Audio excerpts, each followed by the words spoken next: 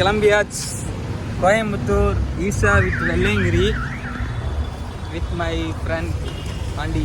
ஏய் போஸு பஸ் ஏறிட்டு ஸ்டார்ட் பண்ணு. பஸ் ஏறியாச்சு மக்களே. காற்று சூப்பராக அடிக்குதுங்க. வேற மாதிரி அடிக்குது காற்று.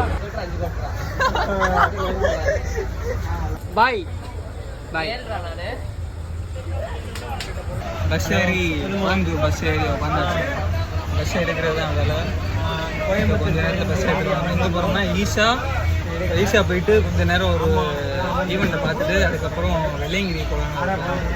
வெள்ளையங்கிரி ஏறிட்டு காலையில் சன்செட் பார்த்துட்டு சாமி கும்பிட்டு அப்படியே இறங்குற மாதிரி ஒரு பிளான்.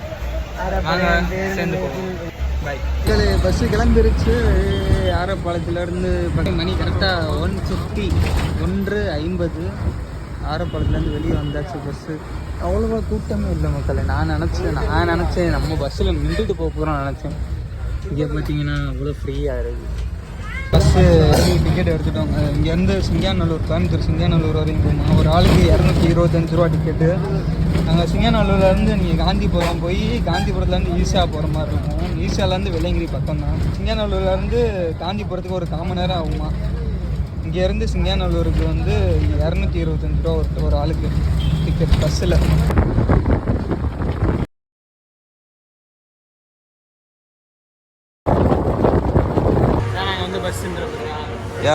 நம்மளை கூப்பிட்டு வந்தார். அதுவும் பஸ் வெளியே இருந்து கொடூரமா இருக்கு. டீ குடிக்க நிப்பாட்டினா ஸ்பாட்டுங்க. கொஞ்சம் ஓவர் ரேட்டு தான். ஒரு டீ 20 ரூபா, ஒரு வடை 10 ரூபாய். இந்த அளவுக்கு ஒருத்தாவும் இல்லை. லாஸ்ட் பஸ் எடுக்கிறோம். இப்போ நம்ம ஓவர் டேக் பண்ண போனால் எல்லாம் வெயிட் பொறுத்திருந்து பாருங்க.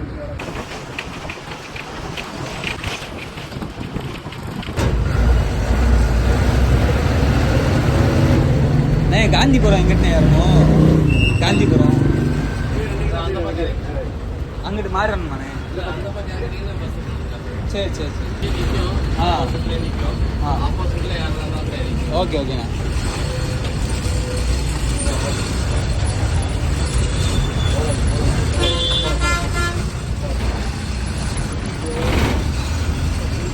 டயர் ஃபுல்லாக விழுந்து போயிட்டு இருக்கா. நாங்கள் வெயிட்டுக்கிறோம். ஒரு 5 மணி நேரத்துக்கு அப்புறம் கோயம்புத்தூர் ரீச் பண்ணிட்டோம். இடம் இருக்கான்னு தெரியல.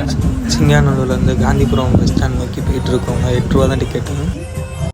சிவராத்திரின்றால காந்திபுரத்துலேருந்து ஈஷா போகிற பஸ் நிறையா விட்ருக்காங்க. ஆனால் நிறையா பஸ்ஸுமே க்ரௌடாக தான் போகுது. ஒவ்வொரு பஸ்ஸுமே வெற்றிகரமாக காந்திபுரத்தில் வந்து பஸ் எடுத்துட்டாங்க. ஈஷாக்கு 30 கிலோமீட்ரு. ஃபோன் பஸ் தாங்க. ஒரு ஆளுக்கு 50 ரூபீஸ் சார்ஜ்.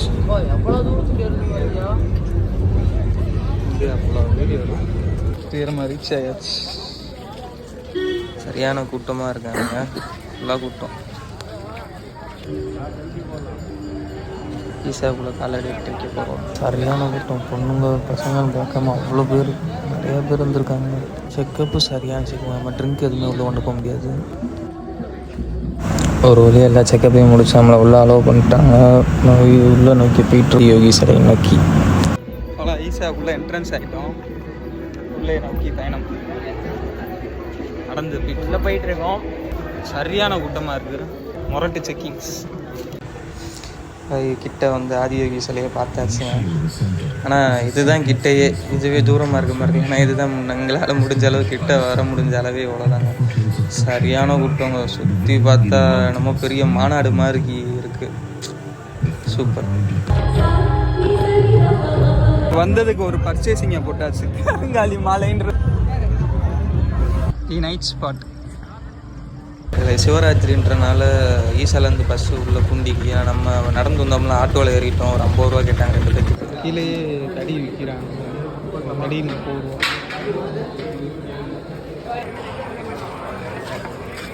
மக்களை கோயிலுக்குள்ளே என்ட்ரன்ஸ் ஆகிட்டோம். நல்ல கூட்டமாக தான் இருக்குது. சிவராத்திரி அன்னைக்கு வந்திருந்தனால என்னன்னு தெரில, ஒரு 4-5 இடத்துல சுற்றி அன்னதானமாக கொடுத்துருந்தாங்க. நம்ம வாங்கிட்டு அப்படியே சாப்பிடுவாங்க. செம்மையாக இருந்துச்சு. சரியான நெய் ஃப்ளேவருங்க. வேற மாதிரி. நம்ம பையன் 3வது ஆள் சாப்பிட்டு அப்படியே வந்தால் சரியான கூட்டங்க ஆண்டவர்கிட்ட. நம்மளும் அப்படியே ஆண்டவர் ஒரு ஆசீர்வாதத்தை வாங்கிட்டு அப்படியே மலையேற ஸ்டார்ட் பண்ணிட்டோம். மக்கள்லாம் அப்படியே மலையேற ஸ்டார்ட் பண்ணிட்டாங்க. நம்மளும் அப்படியே அவங்க கூட சேர்ந்து பயணிப்போம். முதல் மலை மட்டுமே குறைந்தது 1000 படிக்கு மேலே இருக்குன்றாங்க. கொண்டு போகிறதுக்கே கடினமாக ஆக்குறாங்க.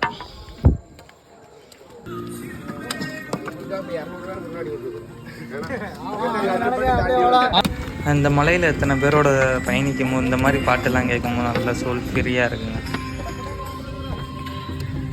மரம் சிவம் வெற்றிகரமாக முதல் மலை ஏறி முடிச்சாச்சு. சிவசிவா பிள்ளையார் கோயிலை தாண்டிட்டு வழுக்குப்பாறையை ரீச் பண்ணிட்டோம். இப்படி மேலே ஏற ஆரம்பிச்சோம்.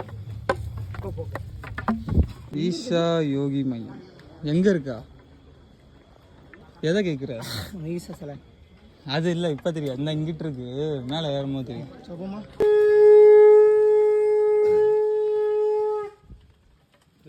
Super super. ஓம் நமச்சிவாய. ஓம் நமச்சிவாய.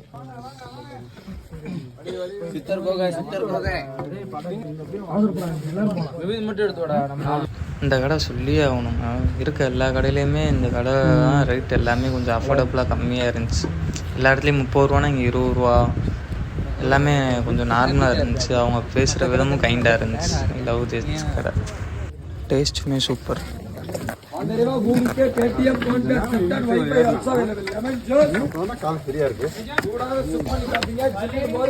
என்னன்ட்டு இல்லாத ஐட்டமே கிடையாது போலாங்க.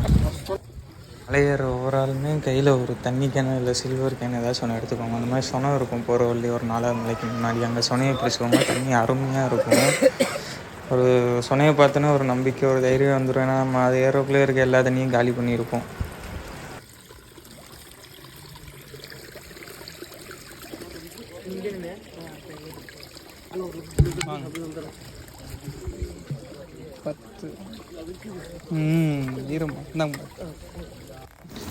தண்ணியை பிடிச்சிட்டு மலைக்கு ஏற ஸ்டார்ட் பண்ணியாச்சு. போக போக பாதைகளும் கொஞ்சம் கடினமாக இருக்குது. அந்தாண்டான்னு தட்டி தவளி ஒரு வழியாக 5வது மலையை ரீச் பண்ணிட்டோங்க. அதுக்கப்புறம் 6வது மலையில் கொஞ்சம் ஸ்டே பண்ணிட்டு கொஞ்சம் ரெஸ்ட் எடுத்துகிட்டு அதுக்கப்புறம் 7வது மலை ஏறலான் இருக்கோம். காலையில் நல்லா குளிர்ச்சியான காற்று வீசுதுங்க. திருநெல்வேலின்றனால அடுத்தடுத்த ஸ்டெப் வைக்கும்போது சின்ன சின்ன தூசிகள்லாம் பறக்குதுன்னு நினைக்கிறேன். ஆனால் அந்தளவுக்குலாம் தெரியல. நல்லாயிருக்கு. நம்ம ஒட்டஞ்சிட்டர் ஒரு சமாதியில் தான் இருக்கும். இங்கே இவர் யாருன்னு பார்த்தீங்கன்னா இவர் தான் நம்ம இவ்வளோ நேரம் எழுதி வந்த அந்த பாதைகளை கொஞ்சம் பாறைகளை வச்சு அந்த பாதைகளை மேக் பண்ணது, மக்கள் நடந்து வர மாதிரி வழிகள் அமைச்சு வச்சது இவர் தான்ன்ற மாதிரி ஒரு சின்ன தகவல். இது வந்து அந்த 6வது மலை இறக்கம் ஆண்டி சுனைக்கு போகிற பாதை. இது வந்து கொஞ்சம் கடினம்னு இல்லை, இறங்குறது வந்து கொஞ்சம் அப்படியே ஃப்ளாட்டாக கீழே இறங்குற மாதிரி இருக்கும். படியெல்லாம் ஓணும் கொஞ்சம் ஹைட்டாக இருக்க மாதிரி இருக்கும். இதில் பார்த்து இறங்குங்க மக்களே. ஏதாச்சும் கையில் கம்பு கொண்டு வச்சுருப்பீங்க எல்லோரும், அதில் சேஃப்டியாக யூஸ் பண்ணி இறங்குங்க. இவ்வளோ தூரம் வந்ததே பெரிய சாதனையாக இருக்குங்க. அவ்வளோ இன்னும் இதுக்கு மேலே ரெஸ்ட் விடாமல் இருந்தோம்னா அவ்வளோதான். கொஞ்சம் ரெஸ்ட் எடுத்துகிட்டு மேலே ஏறுவோம். ஆண்டி சுனைக்கிட்ட கொஞ்சம் ஓய்வு எடுத்துட்டு அப்படியே அதிகாலையில் மலையேற ஸ்டார்ட் பண்ணிட்டோங்க. ஒரு 5:15 இருக்கும் மணி. இந்த கடை 7வது மலை ஸ்டார்டிங்கில் இருக்கும். உங்களுக்கு தேவையான அந்த மூலிகை ஐட்டங்கள்லாம் இங்கேயே எல்லாமே கலெக்ட் பண்ணி வச்சுருப்பாங்க. தேவைப்பட்டு தான் வாங்கிட்டு இருக்கோங்க. 7வது மலை ஏறிக்கிட்டே இருக்கோங்க. கரெக்டாக இப்போ சூரியன் உதிக்க போகிறாப்லான்னு நினைக்கிறேன். நல்லா இருக்குது இந்த வியூ. சூப்பராக இன்னும் கொஞ்சம் விரிஞ்சா இன்னும் தரமாக இருக்கும்னு நினைக்கிறேன். ஏறு வழியில் வியூ செம்மையாக இருந்துச்சுங்க. வியூ கரெக்டாக இப்போ சூரியன் உதிக்கணும். அந்த இடம் மட்டும் நல்லா கான்ட்ராஸ்ட்டாக செம்மையாக இருந்துச்சு. மக்கள்லாம் அப்படியே நின்றுட்டாங்க. பக்தர்கள்லாம் நின்று இயற்கையை ரசிக்க ஆரம்பிச்சிட்டாங்க. எல்லோரும் மயங்கிட்டாங்கன்னு நினைக்கிறேன் இயற்கையில். இருக்கோம்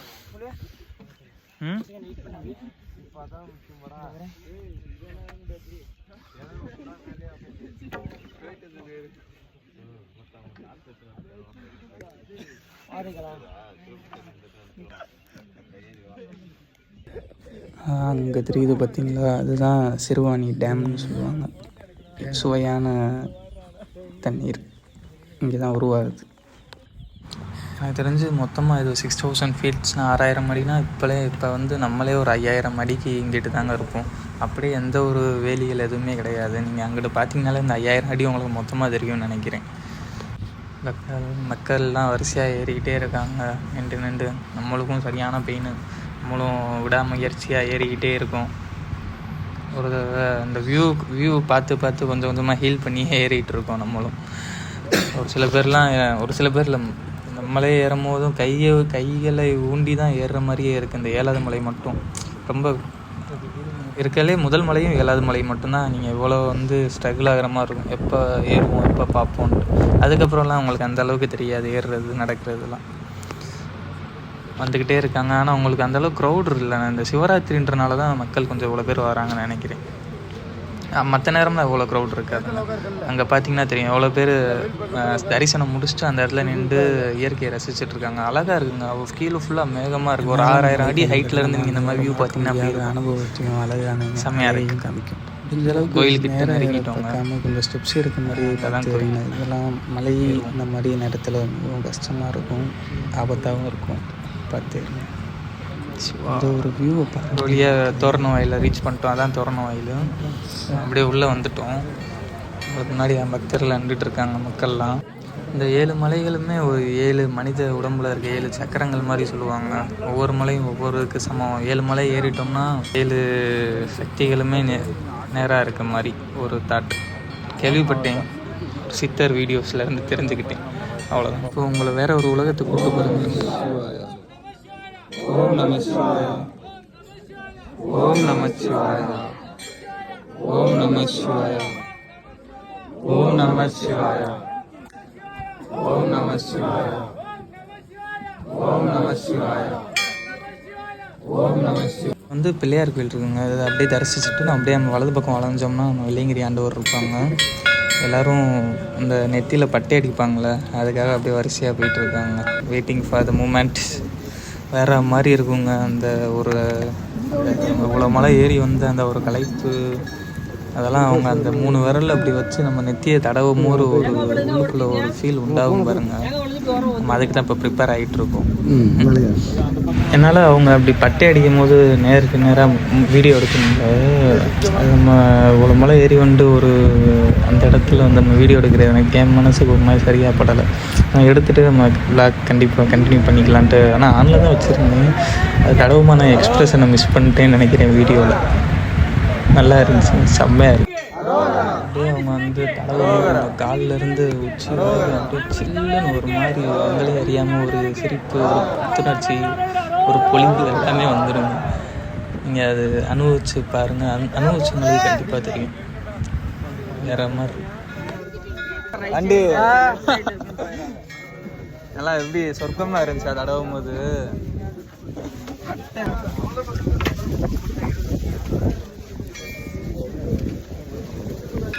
எனக்கு தெரிஞ்சு 7 மலையிலையுமே இந்த மலை மட்டும்தான் இருக்கலே அதிகமான குளிராக இருக்க இடம்னு நினைக்கிறேங்க. நான் போன தடவை வரும்போது மதியம் டைட்டில் வந்திருந்தேன். அப்போயுமே அவ்வளோ நேரம் வெயிலாக இருந்தேன். இங்கே வந்து என்னால் உட்கார முடியாத அளவுக்கு ஒரு குளிர்.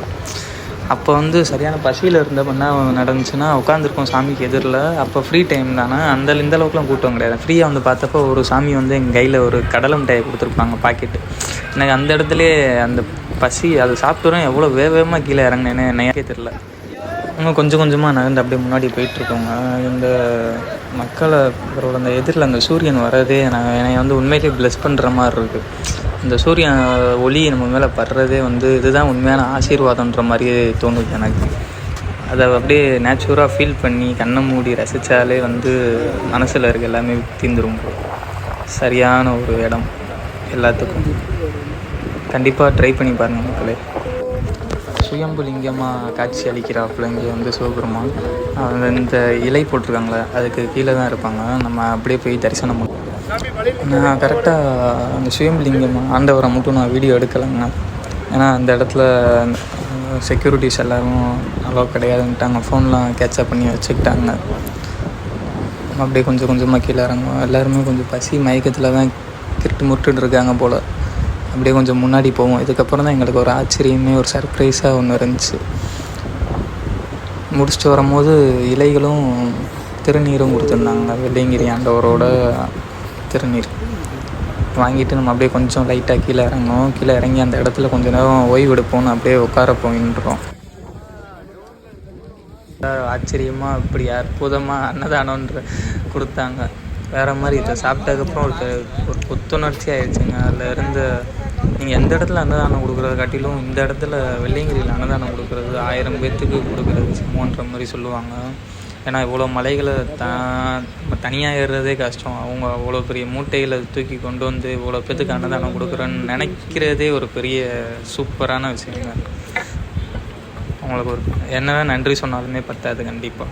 இந்த மாதிரி மக்களே இறங்குறது 1வது மலையில் வெற்றிகரமாக இந்த ஒரு காட்சியை பார்க்குறதுக்காக ஒவ்வொரு டேர்னிங்லையும் வந்துருமோன்னு கடைசி அப்படி நினச்சனால தான் ஒரு வழியாக நாங்களும் சீக்கிரம் அதை வந்து பார்த்துட்டோன்னு நினைக்கிறேன் இந்த இறங்குற இடத்த.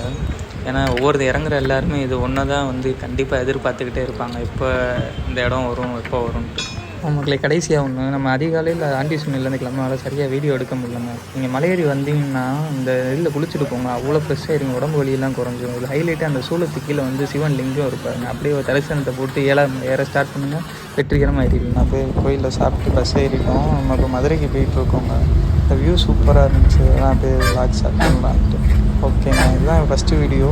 அடுத்தது சரி பண்ணுவோம், சப்ஸ்கிரைப் பண்ணிக்கலாம்.